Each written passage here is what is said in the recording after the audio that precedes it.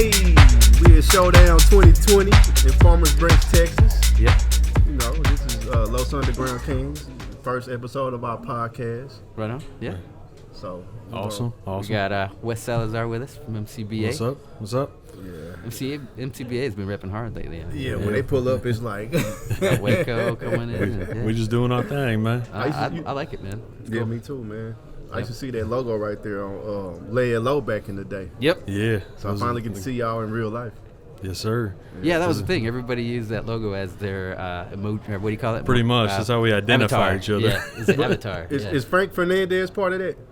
He wasn't he?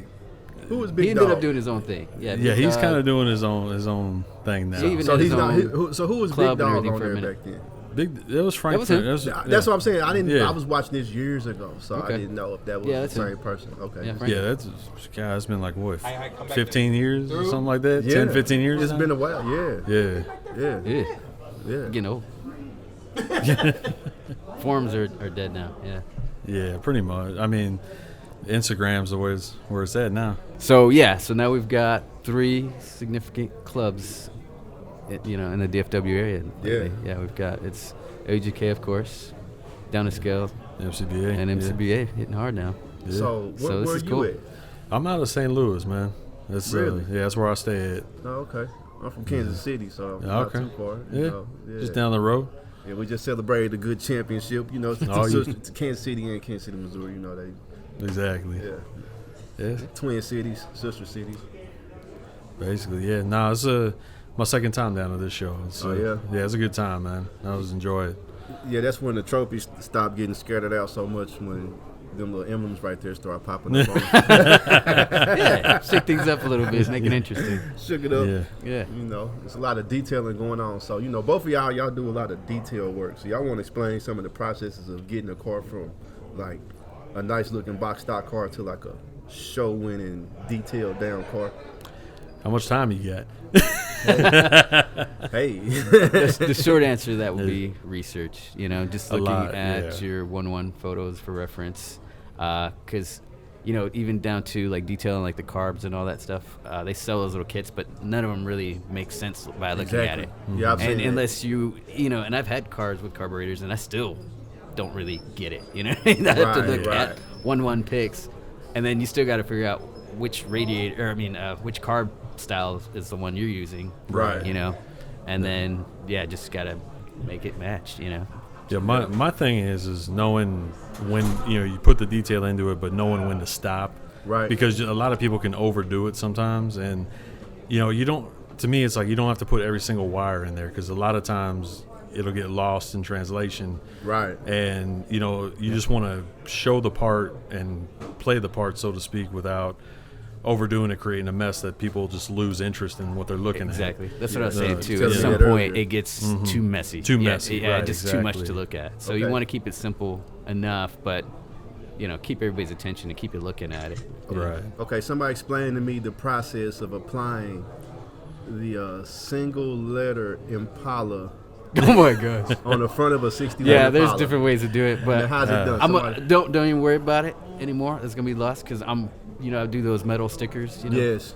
I've got the 64 Impala set ready to go. Explain that, metal stickers. What's going on with All right, so I don't know how it's made, man, but they're peel and stick metal stickers, that I have done, kind of like photo etch, very similar process, but they're stickers. that? They chrome though, right? Yeah, they're chrome. Yeah. Yeah, just like there's been some kits that have them, mostly Japanese kits, but like the Galaxy 48 Chevy kits. Yeah. You know how they have the little trim on those? That's basically exactly the same thing.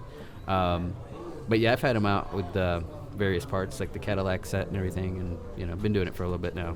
But yeah, so I've been mastering that because that's a nightmare. I've tried to do it with the photo etch pieces, like from the Model Car Garage sets. Right, I've right. tried,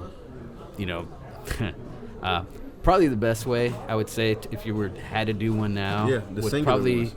I got masterminds right here, so I'm trying to figure out how I it's would done. say Well- do that whole foil underneath trick. No, I'm foil talking about underpaint. applying the No, I letters. was just gonna say, yeah, Photo you're etch. talking about putting the photo etch Yeah, back. Impala. It says, yeah. Because I have 3 cars out on the table right now that What each is have that? Chevrolet. the Chevrolet, Charger, all that stuff, and Honestly, the easiest way to do it, Future Floor Wax, man, or it's like an acrylic floor wax. It's going back several years. No, break it down. But how do you get the part on yeah. Getting it onto the body. Basically, the floor wax, Future Floor Wax, it acts as an adhesive. It's like super glue, but it dries clear. So you don't have to worry about fogging up the paint or doing anything like that. So you can move it around?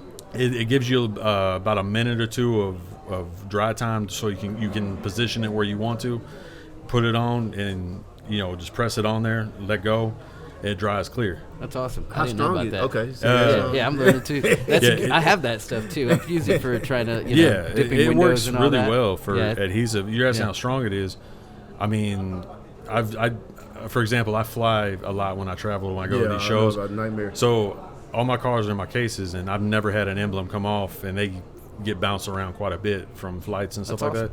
I got emblems that are still on from, 5-6 years ago. So how do you pick the emblem up? Okay, we know. How do you get it off the photo etch tree? Photo etch cutters. What are those? So sprue cutters, basically, like for plastic, but super super sharp for photo etch. How do you deal with the trajectory of the Tape the back side of the photo etch tree Okay. and then cut it out. That way it prevents it from flying off. And how do you pick it up and put it on the model? Tweezers, and pray to God that doesn't go flying. See, It's honestly, it's about the only way. I got real micro size, like real fine point tweezers. Yeah. And they actually lock. Okay. They make like locking so you can tweezers. click them down and then Click them hold it. down, exactly. That's what I need is stuff Yeah, that see, locks. it looks like a dark magic getting those. I think I did it on my latest Radical 61. I got them on there. I lost the T, and then I took a T from another kit. So it's a little bigger, Sucks. but it still looks the same. Yeah. There was- all right. So like, we get there. You get some photo etch going on, but then it's like, what about assembly? The hardest thing to me is in getting a model together is when it's not the paint that's easy, the chassis that's easy, but when it all got to come together as a work of art, and there can't be no fingerprints, no smudges, no glue stuck nowhere, Right. no nothing. How do you go from a table full of parts that's beautiful, looking all pretty, to a car that's assembled? Like, okay, give me an example. How would you install the glass on the car with separate glass? Right. From the front to back? I use CA glue. What do you do? I use the CA glue. A lot of people gold. I mean, CA gold. Yeah. I use the same glue, purple stuff I use to put the car together. Oh, but you use See, there's a trick to that, because a lot of times you can't use that for headlights, taillights, because it'll fog it. Yeah, explain gold, what he was saying. Okay, first. so you've got your CA glue, but you just got to be very careful with that stuff because it But dries explain fast. the difference in gold CA is foam safe. Foam CA. safe, right. And Right. it doesn't have like a smoke point when it Right. reacts. It doesn't Correct. fog. Like I said, Doesn't if you fog, know. doesn't- Yeah, Anything. it fogs. So a I lot use of that for times. all my photo etch to chrome and glass, any of those parts, and it's perfect. Okay, so Yeah. okay. And actually, I just use that for everything now. Okay, yeah, me too mainly. Unless Yeah. I'm doing some big glue project. Okay, so explain this. Let's say we got an amateur builder and he has all these parts like that. How does he go about getting the glass off of the tree into the car without no mess ups? What's a technique? Well, first thing, if you don't want no fingerprints on there, gloves for sure. Gloves. That's what I use every time. I preach that, rubber gloves. Yeah, rubber gloves, anything like that, because trying to get fingerprints off once you have it installed is the hardest thing, especially if it's on the inside and then you don't realize it till you put the car together. Right. Yeah, So- and try to get it with a Q-tip. Yeah, no, It's it never just- works out. Yeah, it still So smudges. so gloves the first thing. Right. You always wear that. Obviously, sprue cutters, cut it off the tree, cut it off as cleanly as you can. A lot of times, old kits got brittle. They have brittle glass. Yes. So sometimes I'll actually cut it further down, away from the glass. That way, it doesn't. If it shatters, it Yes, just shatters I've had that that happen. cut point, Yes. Yeah. and not onto the windshield or something like that. I actually tape mine in. Like, I'll set it in place, put 2 pieces of tape to hold it. Where do you put the tape? Are you putting it on the surface of the glass, or are you putting it down below? Just right on the top and bottom edge of the glass and the Okay. body. So Okay. on the inside. Like a little. Okay, from the inside. You So tape it yeah, in. from the inside. Okay. Okay. So taping in the top edge, bottom edge, and then the body. And then, like David was saying, he uses the CA gold. right. I actually use the CA purple, which is the one that will fog up glass. But I learned a trick a long time ago, and I don't know how many people know this now. They will now, but you put a drop of CA purple in a corner, one at a time. So one corner at a time. Drop a CA, and then the kicker, which is that accelerant that dries it in like 2.5 seconds or quicker than that. Yes. It doesn't smoke, it doesn't fog, and it holds it in there better than any glue that I've ever had. Now, for the kicker, do you do the whole unscrew the top Yes. and use it as a dropper? Yes, use it as a drop. That's cool, right? Unscrew the top and don't spray. Don't spray it. Kicker. No. On your freaking cars. Yeah. Don't do that. No. That stuff reacts with fingerprints. Yeah. Oil, don't do that. Exactly. And like chrome. Okay, let's say chrome. Model car kit chrome is horrible. Yes. You touch it and you get a print on it, you can't wipe it because if you use anything, it's going to leave the texture. It's going to start marring it. It's going to look, and if you start thinking there's something there, then you back down the plastic. Yep, comes off. So, David, how do you put a front grill bumper assembly on a 64 Impala? Oh, yeah, I've seen a lot of those 64 Impalas where they lean forward from the bottom. Now, what's your I've seen it and I've fought it, so I just keep, I don't know how I got away with it, but I didn't have that problem. Yeah. I know I file it, test fit and all that stuff until I get it to fit properly. But I didn't really have any problem with that chrome coming off on that kit. I remember having that problem in particular with like I think it was a 62 Bel Air. That one just seemed like I touch it and the chrome comes off. Yeah. So this is before Molotov was out, so I was trying to like cover up spots with like foil and stuff. Right. But, I ended up just leaving it. No. Yeah. Yeah, I mean, probably the best option would be to strip it and send it out for plating again. But even any...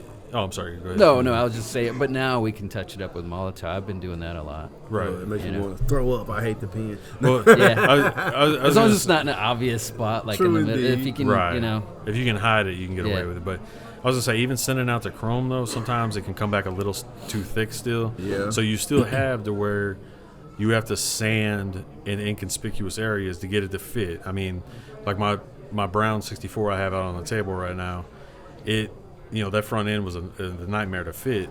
But if you actually pull the front end off and look where the headlight bezels slide in, that's basically down to bare plastic. And I think I actually took off like maybe 1/8 of an inch of plastic to get it to slide in just the way it did. And it fits good, See, that's what I had to do to my Redman kit. But that's why I was asking to see.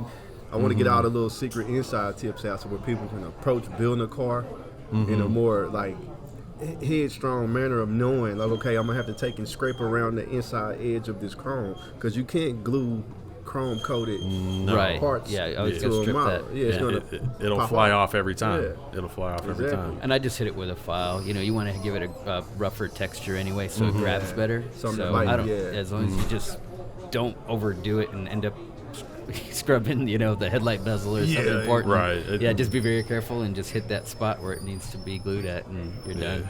That's pretty cool. Now, how do you go about? Let's see. We get to engine work. Now, what's the secret to getting the engine wired up to look? Reference pictures. Yes, reference photos is a must. I mean, that's a lot of people do their distributor wires and everything, but you got to make it look realistic too. Right. Like you can't have your wires just dropped around. Yeah, it's like a giant loop. It's going in circles. That's not realistic. Right. And then if you want to go nuts, you can actually look up the firing order too, which I've done. I was gonna say I don't know how you guys do it, but that's how I usually do mine. Why not? Why not? Yeah, they're loomed in their actual correct order. Yeah, exactly. Yeah, why not? You're already there. You're doing it. You might as well just put that one over there. To David's point, though, too, you want to make sure you cut them, you test fit and you cut them, and make sure that you bring them in tight to the motor, because you don't want the spaghetti strand sticking out to where it looks like a spider. Yeah. It's just not realistic. Everything's usually tucked in nice. But they got like those what are they called? What's that? Like the looms or what? The photo etch looms and loom brackets. Yep.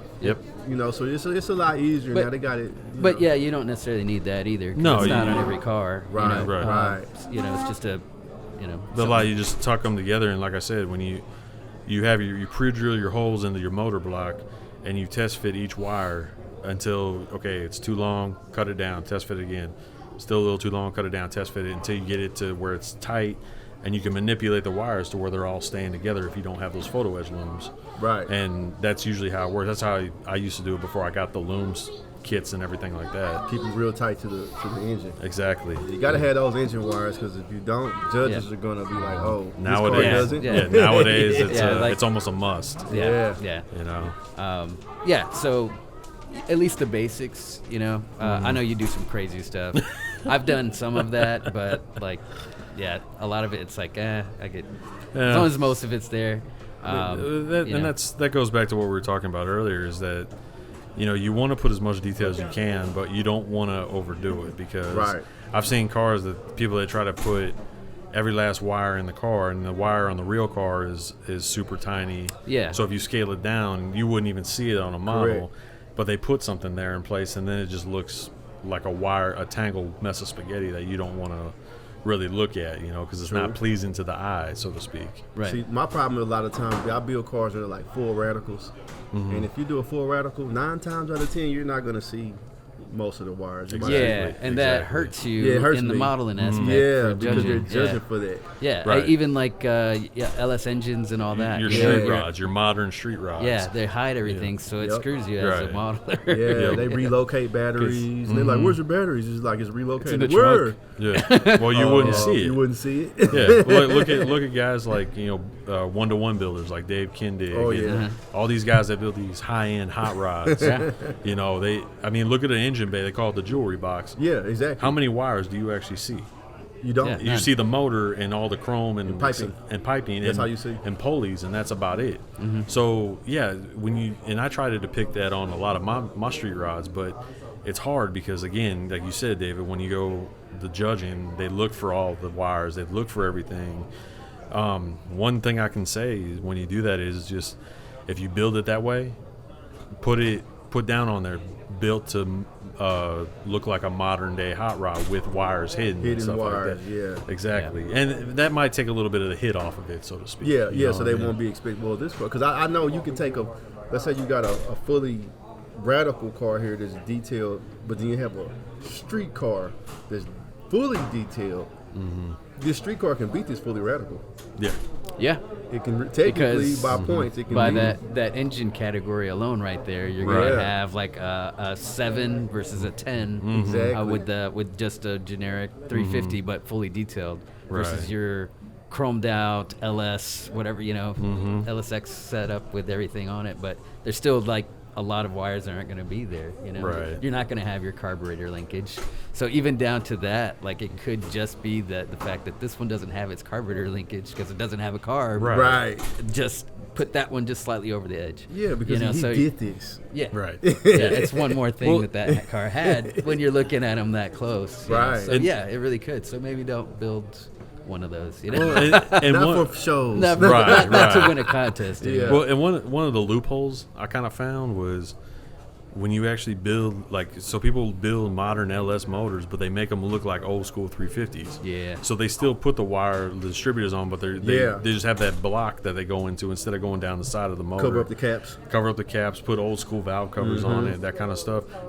Kind of a loophole I found because you can make that a little bit, but it's kind of like the old man style. It's like an old man wants his engine to look like a 350 Chevy, right? Exactly, but still wants it fuel injected and everything else. Exactly. That segues us into shows and creating a new style of show. Oh yeah, we've been having some fun with that, haven't we? Yeah, we're doing a new style of show that kind of like pays attention to more customizing. Okay. Oh yeah, with their scoring cards and everything. Then only just some details. We want to look at what did you do to customize this, and the ideas you did put into it, and all that kind of stuff. The problem we were seeing with a lot of these shows when it came to judging was that it didn't reward the builder for being extra creative, for even doing any type of modifications, really, for that matter. Right. Like even just cutting your doors open or anything like that. Gotcha. So because we were seeing a lot of cars that were built beautiful, all aces, 10 car all around, but it was basically a stock build, and we're in a lowrider category, right? So we got the other guys who spent a lot more time opening up the doors, but you start losing stuff because that's that much more detail you have to add to it as far as getting your jams right and everything else. Right. So you start missing things here and there that actually dock it down from a 10 car at that point. Right. So we started find a need to try to reward that area as well. Without taking to away encourage from the it. 10 cars that are detailed. Right. You know, it's more of a... And encourage that person that built that all 10 car basic to maybe do a little bit more too. Go a little bit you more, know, because out the they box. obviously have the talent. Right. So let's try to, you know, encourage them versus that same person maybe just doing that to play it safe and because they, you know, Not really opening up. yeah, and Right. we're not building as a modeler. You know what I mean? We're just Right, rewarding right. somebody being safe, and it's always hard to see too. You know, you've got a box stock car that outdid this, you know, radical 6'4". I've You seen know what that I mean? before. I've Yeah, seen Yeah, that happen it's before. tough. You know, It's it just the hurts. rules, yes, points hurts. and all. Right. You know, just needed a new way to add. You know, but every game changes. Even football has changed. Oh, Right. yeah. So Yeah. everything changes and gets modernized, and you know. Yeah. So I think that was a cool thing. So we got a new shows that we came up with. You know, low rider focus shows, and Yeah. like the show we're in now is a show that's like a real contender, like detailed show, model builder show right here. So Yeah. this really lets you know where you're at. Right. Yeah. In the yeah, that's the game. perfect one. This lets you know. Definitely. Yeah, man. It's fun though. So you came. How long you been building? Oh man. Since I was 8 years old. Oh, cool. I'll be 30 this year, so Did you ever stop? no. I've actually, That's yeah, a lot of times you get into your high school years, you Yeah. kind of take a break. Yeah, Not- I That's did. most of our stories. honestly, yeah. honestly, I found a way to balance it out between everything, and I've been competing since I was 15. So I've been, building for almost 20 years, and I'm not even 30 yet. So That's a lot of years Damn. experience. and exactly, that's yeah, and Wait till you're 40, man. Holy Nah, crap. I don't You're wanna- gonna be. No, wait till he's 40. Oh, okay. For the same, I- yeah. Well, he's 40. I don't want to think Crazy. that far ahead right now, man. But Tell me about it. but yeah, no, it's I always found a way to, like I said, balance building and life and everything else, and always kept me out of trouble too. So Yeah, that's good. it was a good thing for me, and I love doing it, and fortunate enough to meet a lot of good people, a lot of heavy hitters, and a couple guys that took me under their wing and stuff and showed me, how to paint, how to do stuff, how to cut doors, how to hinge. Anthony Rios, one of Yeah. the big names in the game. Yeah. Yeah, you said he kind of mentored you. Yeah, he was my mentor growing up, for many years when I was in California. Because I'm from California. I grew What up part? in Los Angeles. Oh, sweet. Yeah. Yeah, so I grew up in the valley out there. And, Land of the lowriders. Yes, Yeah, sir. kind of the Yes, Mecca sir. right there, you know? It Yeah. is. So you talk about reference photos, man. I mean, They're yeah, outside. I got to. Yeah, exactly. Let me just go outside in the parking lot. Yeah. They But- build riders Like, sir, out there. sir, can you pop your hood for me, please? Yeah, exactly. And that's just one of the things that it just kept me going, man. Is because I had all that inspiration and all that culture around me, and it was a really, really good thing. And I'm thankful for it today for giving me Yeah, the it's talent that I got now. Yeah, we see it. We definitely appreciate see it, it. guys. I got my own lane, but I aspire to do what y'all do. I watch y'all like, wow. Well, It's just the same over here, No, man. it goes Yeah. back and forth, man. We see Yeah. what you're doing too, and Yeah. some of you with your bills, and it's like, wow. Yeah, I can't even begin to. Like that grasp- 61 you're working on. Oh, man. yeah. I look at that like, yeah, no. Yeah. Props off to you, but that's crazy, Again, yeah, man. That's I'm staying in my lane too. Now, if on I could that, take that and send it to eventually, you. I'm- Yeah. Eventually, eventually I'll grow to do more and challenge myself a little bit more. Like really, I'm still just at the part where I'm really just trying to master patterns. But you master detailing, exactly. Yeah. which is one of the key parts. So Yeah. if you throw in the extra stuff with what you can Eventually, do now, eventually, it's going to Yeah. be the perfect car at some point. Exactly. Right. Yeah. But yeah, just that's what we all do, and we all just take different roads to it. Right. You know what I True. mean? Because I remember because me and JC had started around the same time. Oh, yeah? Jesus, yeah, and he went the direction of paint. That's what Right. grabbed his attention. And look, he's a freaking master. You know what I mean? Right. But he's and I good went at the other. everything too. Yes, yeah. Right. No, absolutely. It but- came full circle with Yeah. him, yeah, and you know. eventually, but he was like, that paint is what grabbed his attention for it, and he really focused on that, and then just kept, just like anything, you keep building the rest of the model, so you're going to get better with everything. Right. But he put that focus there, and Right. it shows. Yeah. And he's one of the best. Most definitely. And me, I just built normal stuff. I just stayed in my lane, just trying to master different things here and there. But also, I was not building just lowriders either. I did a lot of imports and Volkswagens and what have you. So, I wish I could do more of that, but I don't have the patience to build something that's not finna do something. Do something. Yeah. No, and that's like with my style. I mean, I'm all over the board. I do low riders. I do street rods, hot rods. I built my first donk for this show. Right. The 72 that I got on the table out there. And that, Right. And now I'm hooked on those. Oh, yeah. So now, and once it's like once you do one, you want to go do more. So Yeah, those are fun. I try to, I started with hot rods and street rods, and then low riders, obviously, with California. But and then I just eventually wanted to do everything. So that's why I try to focus on different areas of the hobby, So That's the part about getting the detailing down. Once you can detail an engine, you can detail any kind of engine. yeah, Exactly. pretty much. Yeah. Exactly. You need reference photos. You Just know the reference techniques. photos. Yeah. Yep. Yeah, man. Well, it was cool, man. I'm glad we got to sit down and talk. Yeah. Definitely, yeah. Give out a few little tips and details and tricks. Yeah, it's pretty Exactly. cool. That's what it's about, man. Yeah. There's no secret hiding, man. I mean, I tell people I'm an open book, so. Unless you're Jeffries. No, That's my buddy, man. Yeah. nah, I mess but- with him. yeah, I this still was want to know fun. how to do that sunroof. Yeah, damn. I Oh, want to do come Come that. on, Jeffries, Yeah. make a video. Yeah. No, this was fun though, man. Yeah, I I like appreciate you bringing me on here, man. Cool, man. Yeah, Taking the time. David told me you was coming out, so I was like, yeah, we gotta pick some brains. Yeah. Definitely, man. All right, man. Well, we go see y'all next time. Tune in.